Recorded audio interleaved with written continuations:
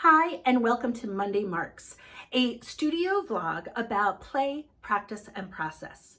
My name is Sharon Saccone, and each week I'll be coming to you to share a few of the behind-the-scenes things that are going on in my studio, from quick little demos to some ideas that can take us further into our own practice, strategies, and of course, questions to really get us thinking. This week on Monday Marks, we're leaning into the idea that small, consistent actions can lead to great big breakthroughs. The title of this episode is Follow the Thread, and we'll be looking at how repetition and variations can really lead to some big ideas. We can uncover new directions, and we can find deeper meaning in the work that we're doing. Sometimes we think that innovation comes from doing things wildly different, but actually doing something consistently with slight variations can really lead to some huge breakthroughs and lead us in a direction that we never thought was possible or could ever even plan. By repeating an element like shape, line, color, texture, we can start to uncover some new ideas that could lead to even a huge body or series of work. And that's what we're going to look at today, how just some small little steps and repetition and variation can come with some really outstanding results. By working in multiples, we give ourselves a chance to shift, explore, and move in different directions. Repetition becomes a form of investigation. Each piece that we add opens the door to something new and connects to the last. To begin with, I just want to show you a few examples from one of my sketchbooks. This is a rather large, I think it's just a Strathmore sketchbook. The pages are fairly thin, and it's just a great drawing page. I don't typically use a lot of paint or anything in this sketchbook. What I did to start with is I just divided this box off into 9 boxes. They're not even equal sizes, which could be something that is a really nice add-on or extra to the idea. I chose a shape to begin with, and I'm very fond of circles. So I started with a circle in each one of my boxes. And pretty much in this case, I kept the circle all in the same spot, and then I added to it. So I was thinking about, how could I break up the space around the circle? How could I add some repetition? What if I added something that was completely different from a circle? So in this case, I was using some squares and triangle shapes.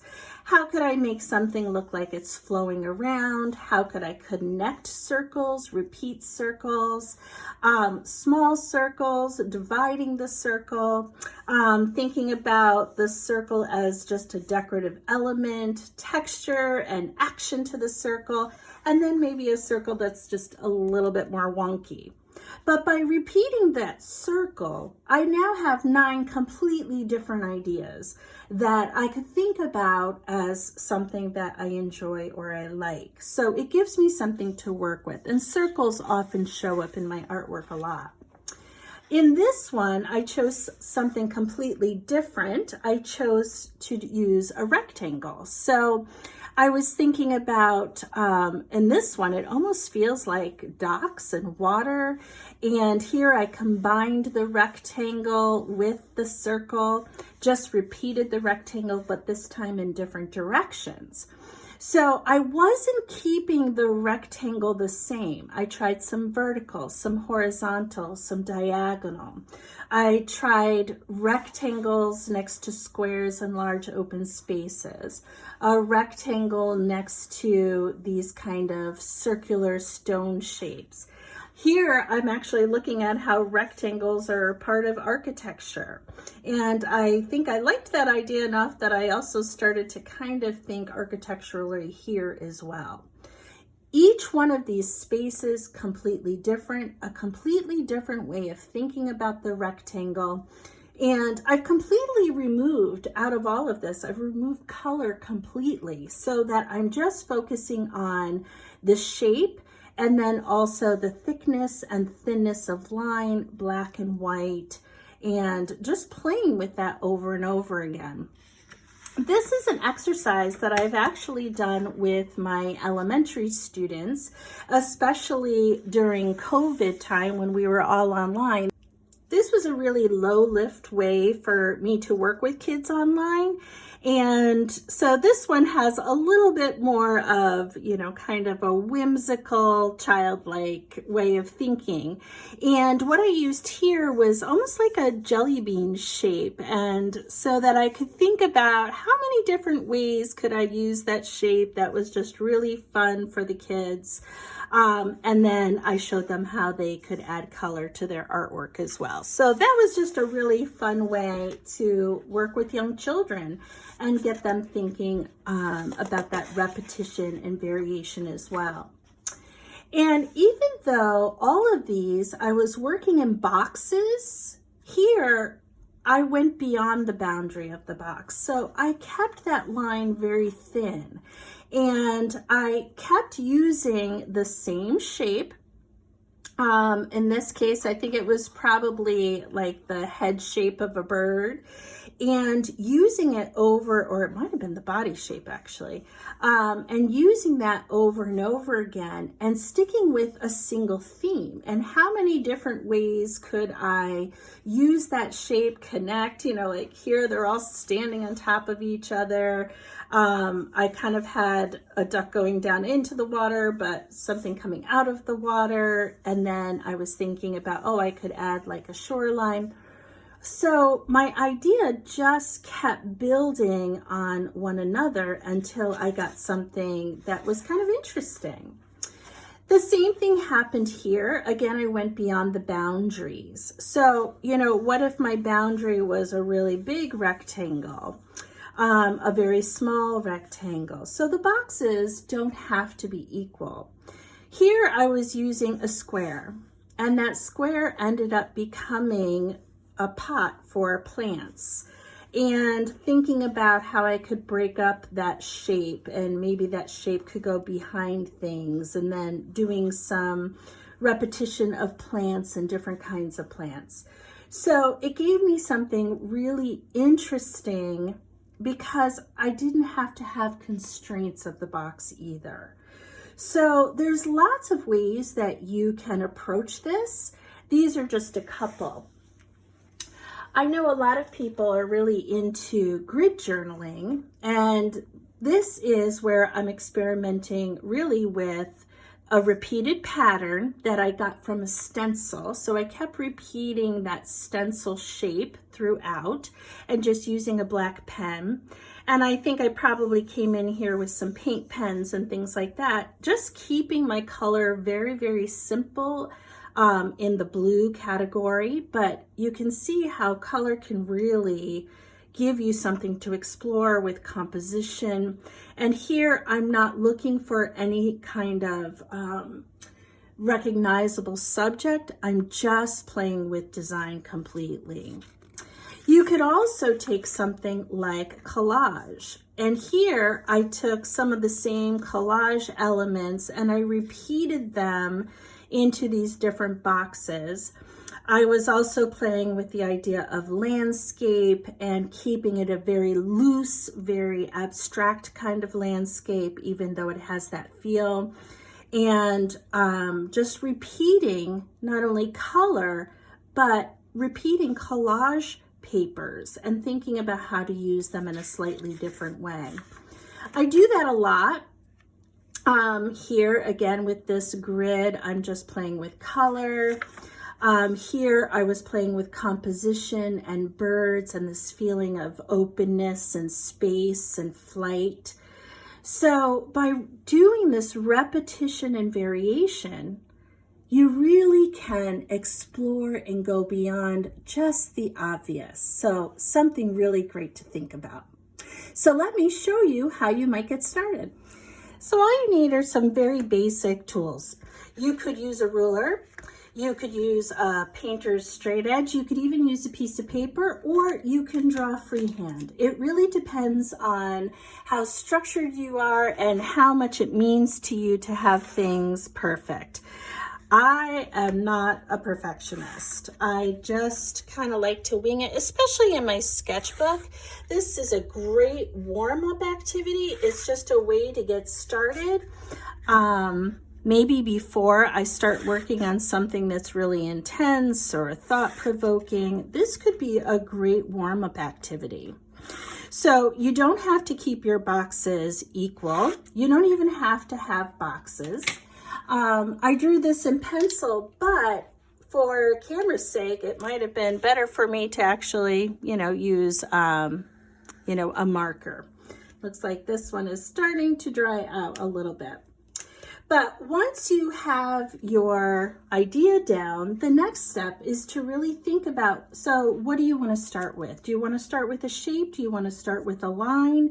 Do you want something that's going to go across the boxes, down the boxes? Or the most simplest way, and I'm just going to go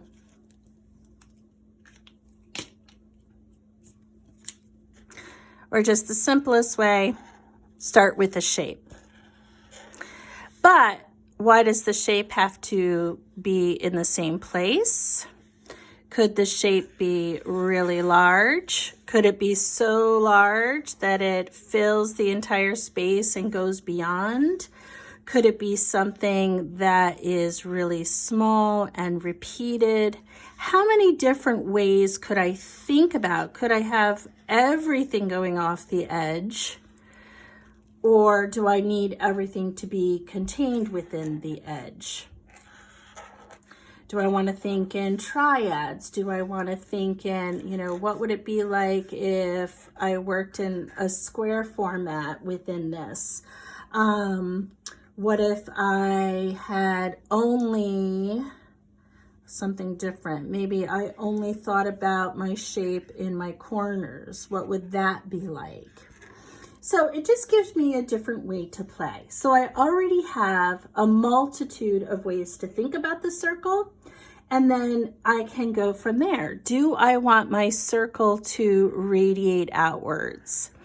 I certainly work with a lot of young students, and they would immediately say that this is a sun, right? It's radiating. The lines are moving away. They're moving out. So that could be one way to think about it. I could connect all of my circles in some way that maybe creates a pathway. And I love when things kind of go off the edge. But what if that came over into that next space? And what if it continued around into the space underneath it? That could be something that's really interesting, almost like this is a pathway winding itself in between those circles. Could I have a circle within a circle? Within a circle, so concentric circles. And could I also think about making concentric boxes around that? So that's another way to think about that. So I'm just thinking about repeating ideas, letting this be my first guide. What if this was more of a moon shape?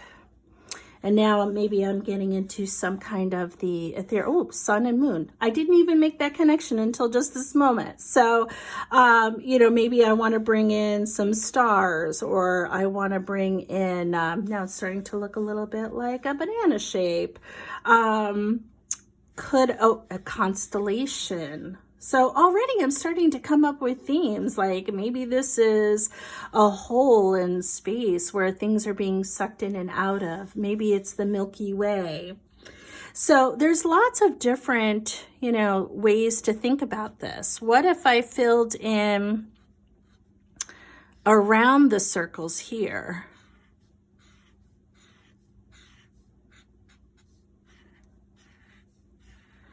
And then as I come down here, this just started to go over. So what if I brought part of it over? Now I have a half circle in that corner.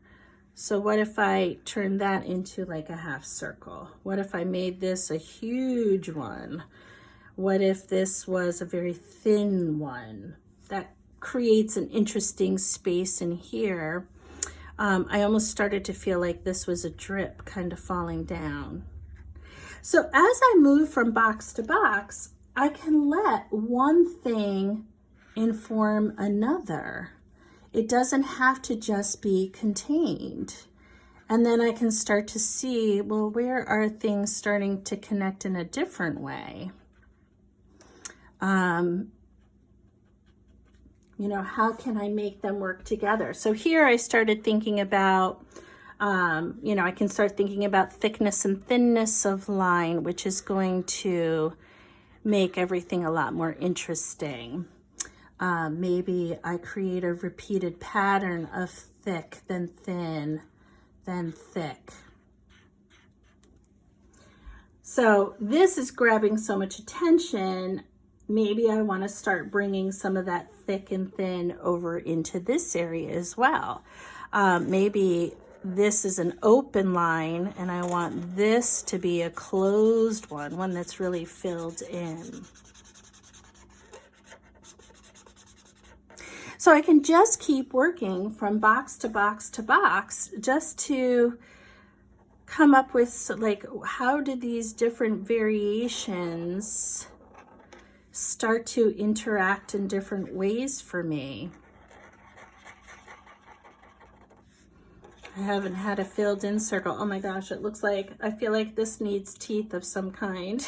It just started to feel like an alien face, which kind of goes into this extraterrestrial, you know, thinking about the universe and outer space and things farther away. So it's just a really fun, it doesn't have to be quite as crazy as what I'm starting here to think about.